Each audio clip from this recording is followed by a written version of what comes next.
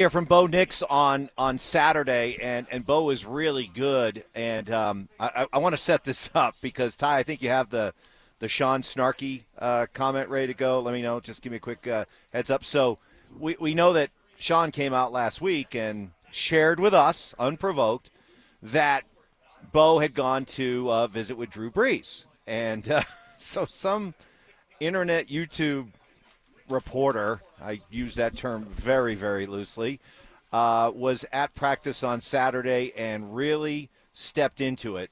And Sean let him hear about it.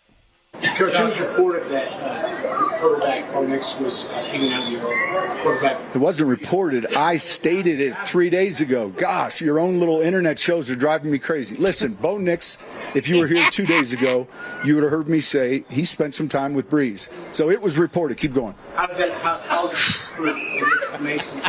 No, just what I said 3 days ago. I love it. I'm sorry. I know. Your little internet I know. shows. Some people are turned off by Sean. Oh, he can be so mean. I love it. Stink, that's Sean Payton right there. I mean, sign me up. Sign me up for more. Dude, absolutely. Sean, if you would have just said, Sean, you said that he met with Drew Brees for several days. What was your biggest takeaway about, Sean would have answered the question, but when it's been reported out there, I reported it. Just what I said 3 days ago. I told you. That's what you love from Sean, right? 3 days ago. I stated it 3 days ago. You little turd. Oh, it's awesome. And It those is little awesome. internet shows are driving me crazy. Tune into Orange and Blue with Andrew Mason and Cecil Lammy at denversports.com. Speaking of little internet shows, we'll have to get him on our podcast, Mike. Shut the hell up. Yeah, I love it. Sign me up. Yeah, Give no, me this more. is what you love about Sean. You never know what you're going to get. We got some good stuff, some gold from him at the end of the last mini camp. Yep. When he was asked about his vacation, and now this is what he's going to do. So I love it. I love it. Not only is he a good football coach, he's also entertaining. Now, as far as Bo meeting with Drew Brees, he of course was asked about it, and I loved this answer. I learned a lot from Bo on what he talked about, and if this is true of all quarterbacks talking with great quarterbacks, or maybe you talking to a great receiver, or you a great offensive lineman, what do you try to learn in these conversations? Here's what Drew said, or here's what Bo said about his visit with Drew. That's a great question. I go with leadership, how to handle the job, because X's and O's are going to change. They're going to adapt over time. And really, technique could adapt over time because we find different ways, unique ways to do things.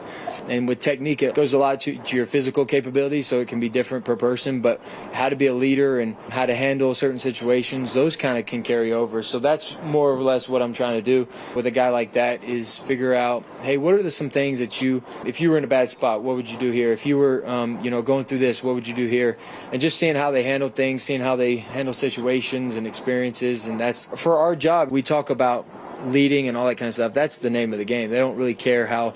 Your job is to go out there and complete passes and to score points. Everybody understands that. It's the off the field. How are you encouraging guys? How are you making sure guys are seen and make sure guys are getting what they need and being put in a position to succeed so that we all can help each other. And we're all good players. We're all talented. We all know we know the object of the football game. Now it's all about those second layer things that are deeper than just what's on the football field.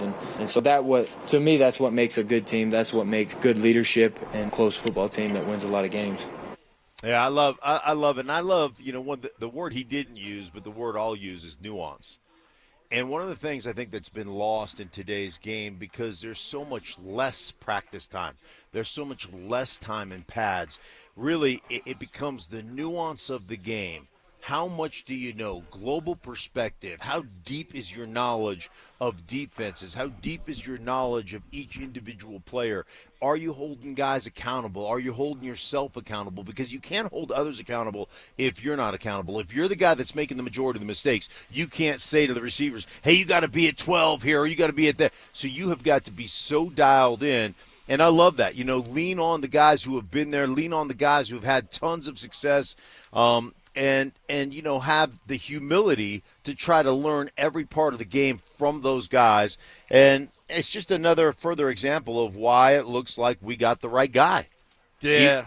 Right? Yeah. So yeah, no, I think you're spot on. I mean, look, Bo, he's got it figured out, right? I mean, you don't have to worry about him thinking he's arrived and he's made it. So he has the right approach. He's trying to get better, trying to learn from, Drew Brees, one of the best to do it. I mean, if you have that as a resource, why not take advantage of it? And he did take advantage of it, but it's not just about, doing that and being done. He's always thinking about ways to get better and improve. And not only does he have that stuff figured out off the field, and he put the time and effort into it this offseason, but also you got to be able to go out there on the field and do it, which he certainly did last year.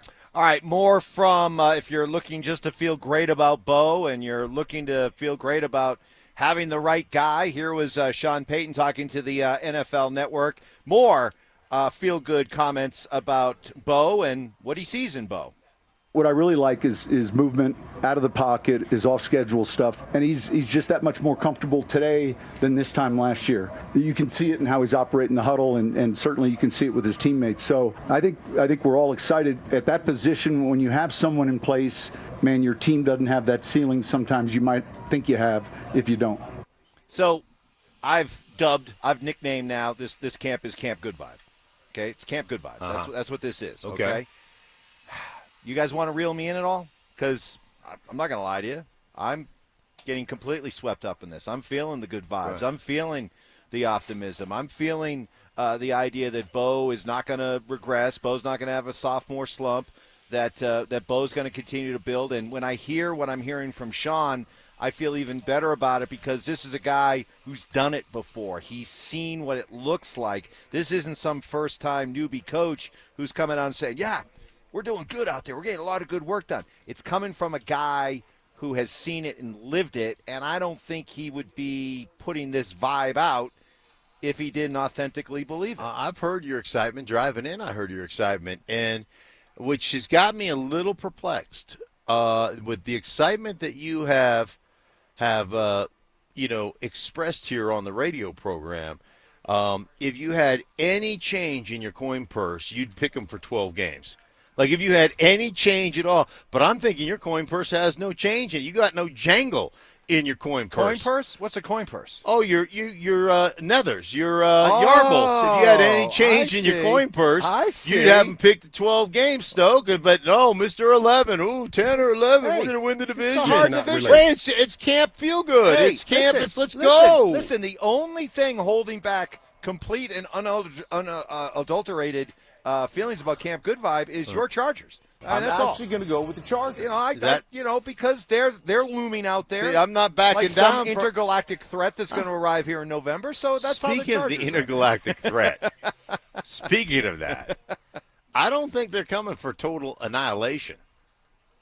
I think it's checking your temperature. Really? I think they're coming down to check the temperature. A little research project? A little research project of just the inhabitants of Earth. We're referencing, in case you're just joining us, that a small group of scientists have put out a controversial new study that they say indicates that a mysterious intergalactic object could potentially be a hostile alien spacecraft that's slated to attack our planet in November. So, listen. You got anything planned in November, you might want to check it, Thanksgiving. Open your calendar up. Thanksgiving, vacations. No plans. Parents' weekend. Wow. May want to hunker down in November. Okay. That's good to know. Yeah, I'm sure all our listeners appreciate you bringing that to their attention. Yeah. Heads up. Yeah. I don't know why. I mean, I think we all should be optimistic about what we've seen so far. I mean, and going after 2 years of Sean Payton, this team won 10 games and they went to the playoffs. And now you got a young quarterback going into his second year. So, Mike, I think you should be fired up and optimistic about what we're watching right now and the prospects of what the Broncos could do this year. I'm taking my cue from Sean, and we're going to be a problem. We're going to have James Marillac coming on later this hour, and I'm sure he's going to tell me I shouldn't do that. By the way, little preview. He said he's already seen enough, and he's going with 9-8 this year. He's seen enough. He's seen enough. Of a team that's not in pads. He's already been able No, to. this is he does it every year. He does it every year. After one practice, he says, I've seen enough, and he gives a prediction. That's his thing. Yeah, that's his thing. Oh, is that his thing? Yeah. We shall see. What if I give you some change? Would you put it in your coin purse? Why and go to 12? are you trying to get me to go full Ferguson? Why are you trying to get me to 12? Because I just want. Why is that so important? I go to 12 because you're just so staunch in your belief they're going to win the division. I just need some onions behind it. Onions. Yeah, I've got them winning 11 games and winning the division this year. How many more onions do you need? 12. I need onions, 12. Double order. I need From 12. Bill I need Raftery. 12 wins. I'm not going to 12. 12. I'm not going to 12. It just feels like you're not committed. I am committed. It feels I got him winning 11 it feels games like and winning he's the division. wishy-washy. He's wishy-washy. I got him beating your Chargers. You don't believe. By the way, good job by Andrew Mason calling out James and his I've seen enough picks. Here was Mace. A brief history of James' I've seen enough predictions. 2019, he predicted, or 2019, he predicted 10-6. They went 7-9. 2020, he predicted 10-6. They went 5-11. 2021, he predicted 6-11. They went 7-10. 2022, he picked 11-6. Remember who the quarterback was? Picked 11-6. They went 5-12. 2023 doubled down with you know who. 12-5. They went 8-9. And then 2024 6-11. Final record was 10-7. So He's an idiot and a fool. he's saying 9-8 this year. Okay. Do with that what you will. Which means take the over. You know what? Go the opposite. You got to go the over. Go on the that. opposite. Yeah.